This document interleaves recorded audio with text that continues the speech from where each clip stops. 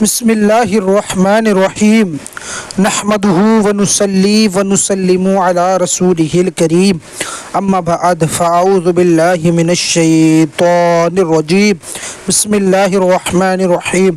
السلام علیکم بھائیو، کیسے ہیں آپ سبھی لوگ؟ امید کرتا ہوں اچھے ہوں گے اور اللہ تعالیٰ سے دعا کرتا ہوں اچھے ہی رہیں۔ جیسا کہ آپ سبھی کو پتہ ہے، ہمارا درس چل رہا ہے سعید الحق، جو شرح جاء الحق کی، جس کو لکھنے والے علامہ مولانا مفتی سعید اللہ خان قادری صاحب ہیں، اور اس کے اندر الحمدللہ ہمارا آج 23واں باب چلے گا۔ 22واں باب ہمارا مکمل ہو گیا تھا، جو ہے ناپاک کنواں پاک کرنے کے بیان میں۔ تو آئیے بنا کسی دیری کے دعا کے ساتھ درس کو شروع کرتے ہیں۔ بسم اللہ الرحمن الرحیم۔ ربی یسر ولا تعسر وتمم بالخیر وبک نستعین یا فتاح یا فتاح یا فتاح رب اشرح لی صدری ویسر لی امری واحلل عقدۃ من لسانی یفقہوا قولی ربی زدنی علما نافعا ربی زدنی علما نافعا ربی زدنی علما نافعا۔ بسم اللہ الرحمن الرحیم۔ 23واں باب، ناپاک کنویں پاک کرنا۔ مسئلہ شرعی یہ ہے کہ اگر کنویں گھڑے یا گھڑے وغیرہ میں تھوڑی سی بھی ناپاکی گر جائے تو ان کا پانی نجس ہو جاتا ہے۔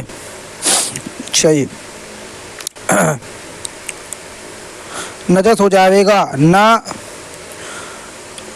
نہ پیا جا سکتا ہے اور نہ اس سے وضو وغیرہ جائز ہے۔ ایک قطرہ پیشاب کنویں کو گندا کر دیتا ہے۔ سمندر، تالاب یا بہتا پانی، ان کے احکام جدا گانہ ہیں، مگر غیر مقلد وہابی کہتے ہیں کہ جب پانی دو ہو تو اس میں خواہ کتنی ہی نجاست پڑ جاوے ناپاک نہ ہوگا، جب تک کہ اس کا رنگ یا بو مزہ نہ بدلے۔ لہٰذا ان کے نزدیک کنویں میں خوب ہگو موتو، کنواں پاک ہے، شوق سے اس کا پانی پیو، اللہ اکبر، وضو کرو۔ پھر طرح یہ ہے کہ اس مسئلے پر امام اعظم ابو حنیفہ رضی اللہ عنہ کو گالیاں دیتے ہیں کہ انہوں نے گندگی گر جاتے پر کنویں کو پاک کیوں نہیں قرار دیا، مسلمانوں کو پیشاب کیوں نہ پینے دیا، اللہ اکبر۔ حنفیوں کو چاہیے کہ نہ تو غیر مقلد وہابی کے پیچھے نماز پڑھیں، نہ ان کے کنویں کا پانی بھی تحقیق پیے۔ ان کے کنویں اکثر گندے ہوتے ہیں، جس سے یہ لوگ کپڑے دھوتے ہیں، نہاتے اور وضو کرتے ہیں، نہ کہ ان کے بدن پاک نہ کپڑے پاک۔ چونکہ اس مسئلے کا یہ لوگ بہت مذاق اڑاتے ہیں اور آوازیں کستے ہیں اور کہتے ہیں کہ یہ مسئلہ احادیث کے بالکل خلاف ہے، اس لیے ہم اس مسئلے کی بھی 2 فصلیں کرتے ہیں۔ پہلی فصل میں اس مسئلے کے دلائل اور دوسری فصل پہ اس پر سوالات و جوابات۔ پہلی فصل ہے کنویں کا ناپاک ہونا۔ کنویں خواہ کتنا ہی گمراہ ہو، کتنا ہی گہرا ہو اور اس میں کتنا ہی پانی ہو، اگر اس میں ایک قطرہ شراب یا پیشاب یا چوہا بلی وغیرہ گر کر مر جاوے تو ناپاک کیے اس کا پانی استعمال کے قابل نہیں۔ اس کے متعلق بہت سی احادیث وارد ہیں، جن میں سے ہم بطور نمونہ چند حدیثیں پیش کرتے ہیں، ملاحظہ فرمائیں۔ حدیث نمبر ہے 1 سے لے کے 4 تک۔ مسلم شریف میں ہے، نسائی شریف میں ہے، ابن ماجہ شریف میں ہے، طحاوی شریف نے حضرت جابر رضی اللہ تعالیٰ عنہ سے روایت کی ہے۔ منع فرمایا نبی علیہ الصلوۃ والسلام نے منع فرمایا ہے اس سے کہ ٹھہرے پانی میں پیشاب کیا جاوے، پھر اس سے وضو کیا جاوے۔ سبحان اللہ۔ صحیح مسلم کتاب الطہارت کی حدیث ہے۔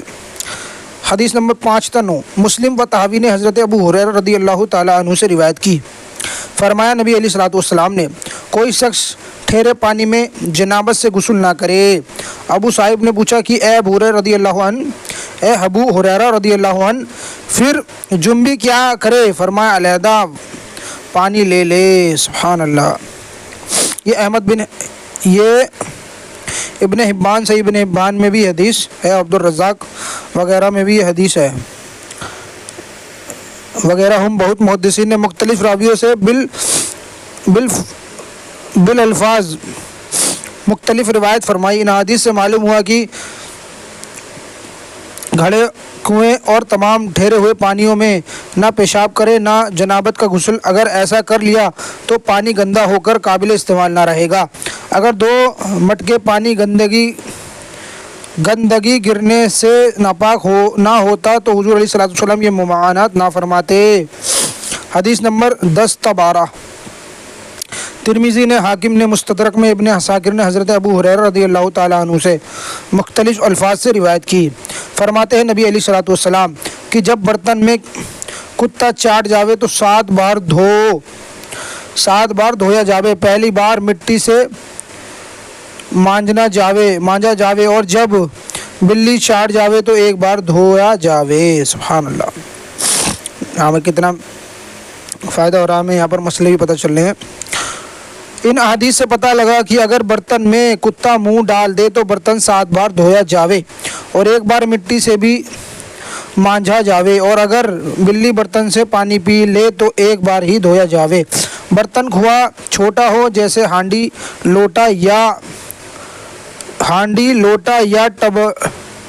या टबरा जिसमें 2-4 मटके पानी आ जावे। अगर 2 मटके पानी किसी नजासत से नापाक नहीं होता तो वे बर्तन क्यों नापाक हो जाता है जिसमें ये पानी है।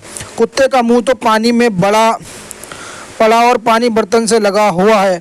जब बर्तन नजस हो गया तो पानी यकीनन नजस हो गया। सुभान अल्लाह। खुआ वे 2 मटका हो या कम दा पेश। हदीस नंबर 10-13 से 15। दाराकुतनी, तहावी ने अबू तुफैल से, अबू और बहकी ने हज़रत इब्न अब्बास रज़ियल्लाहु ताला अन्हु से रिवायत की। ज़माना सहाबा में चाह जमजम में एक लड़का गिर गया तो कुएं का पानी निकाला गया। सुभान अल्लाह। हदीस नंबर 16-17। इब्न अबी शैबा और तहावी ने हज़रत अता से रिवायत की, अता ताबी ही हैं, कि एक हबशी चाह जमजम में गिर करम किया। एक हबशी चाह जमजम में गिर करम गया। हज़रत अब्दुल्ला इब्न उमर ज़ुबैर रज़ियल्लाहु ताला ने हाकिम हुक्म दिया, पानी निकाला गया। पानी ख़त्म ना हुआ था। अंदर देखा तो एक चश्म आब संग असवद की तरफ से आ रहा था। एक चश्मा आब संग असवद की तरफ से आ रहा था। इब्न ज़ुबैर रज़ियल्लाहु ताला ने फरमाया ये काफ़ी है। सुभान अल्लाह। नंबर 18। बाइकी ने हज़रत कतादा रज़ियल्लाहु ताला अन्हु से रिवायत की। वे हज़रत इब्न अब्बास रज़ियल्लाहु ताला अन्हु से रिवायत करते हैं, चाह जमजम में एक हबशी गिर करम गया तो आपने एक आदमी को उतारा जिसने उसे निकाला। फिर इब्न अब्बास रज़ियल्लाहु ताला अन्हुमा ने फरमाया कि जो पानी कुएं में है उसे निकाल दो। इस हदीस से चंद मसले मालूम हुए। एक ये कि अगर कुएं में कोई खून वाला जानदार मर जावे तो कुआं नजस हो जाएगा। दूसरा ये कि नापाक कुएं के पाक करने का तरीका यह है कि उसका पानी निकाल दिया जावे, उसकी दीवार वगैरह धोने की ज़रूरत नहीं।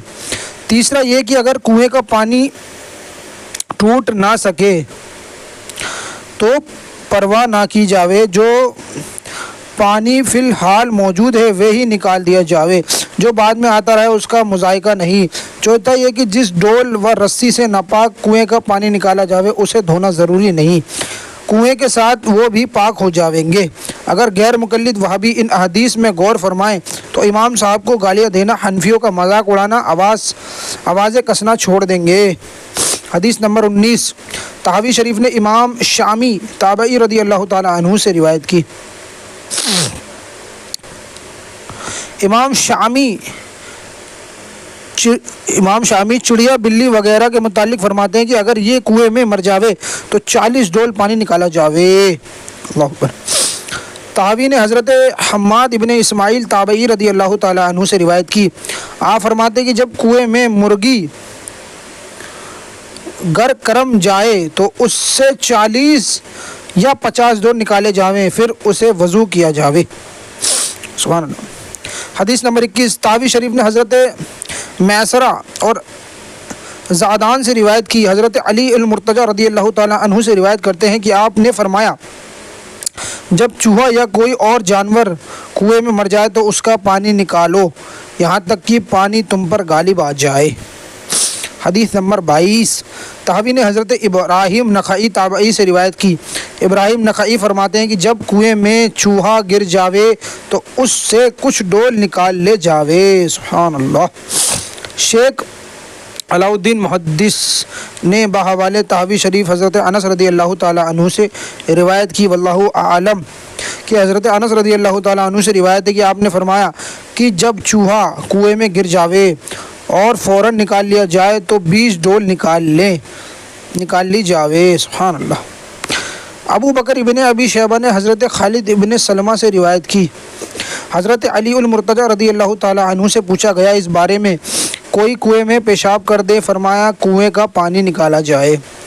یہ 24 روایتیں بطور نمونہ پیش کی گئی ہیں جن سے معلوم ہوا کہ گندی چیز گر جانے سے کنواں نجس ہو جاتا ہے اور پانی کا نکالنا اس کے پاکی ہے۔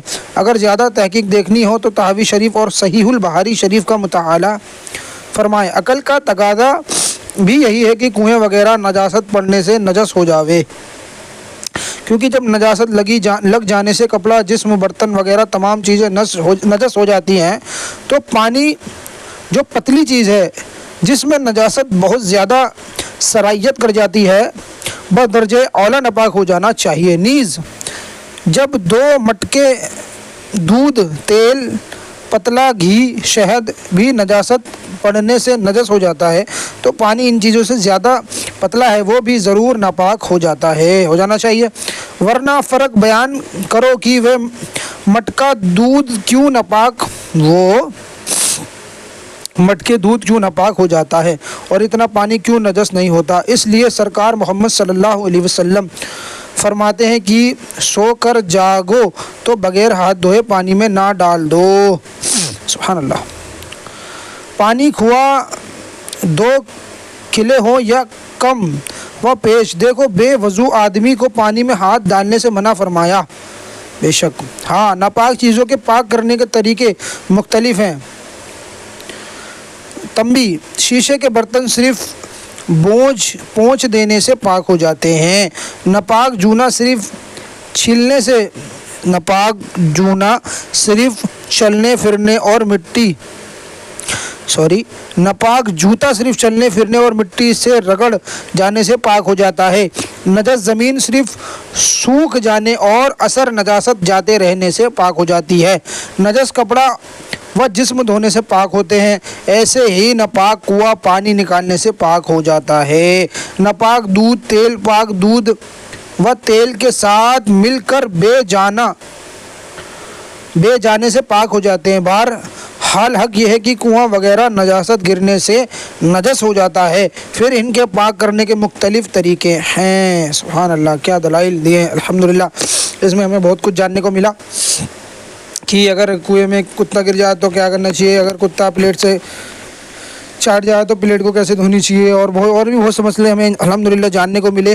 تو انشاءاللہ اب اگلی ویڈیو اعتراض کے جواب میں، تو اسی طرح بنے رہیے، انشاءاللہ بہت علم میں اضافہ ہوگا۔ تب تک کے لیے آپ سے وداع لیتے ہیں۔ السلام علیکم ورحمۃ اللہ وبرکاتہ۔